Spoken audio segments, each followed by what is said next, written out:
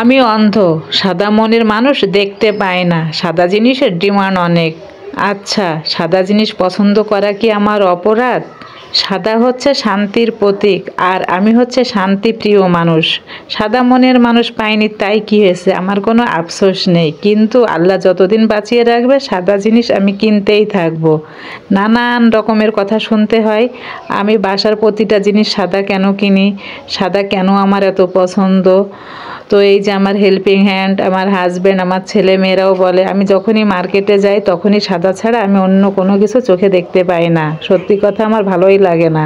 আমাকে যদি সবাই নিষেধ করে আমি কারোর কথাই শুনি না আর শুনবও না, কারণ সাদা আমার প্রিয় একটা কালার। তো আজ অনেক কিছু টুকিটাকি সাদা জিনিস কিনছি, গা ডলার খোসা থেকে মশারি সহ সব।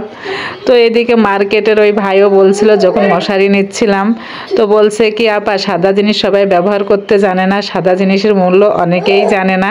নিজের জন্য আমি কিন্তু সাদা একটা ড্রেসের কাপড়ও কিনছি, মেয়ের বাবা টাকা দিছিল, বলছে সব সাদা কিনছো আজ? আমি বললাম হ্যাঁ, আমি জীবনে অনেক মানুষের সাথে ঘুরছি, তাই আমার বাসা থেকে মজা করে বলে জীবনে তুমি একটা সাদা মনের মানুষ পাওনি। আমার বাসা থেকেও কিন্তু সবাই সাদা পছন্দ করে অনেক। সাদা মনের মানুষ একজন পাইছি, আল্লাহ যদি বাঁচাই রাখে কোনো এক ভিডিওতে সেটা জানাবো।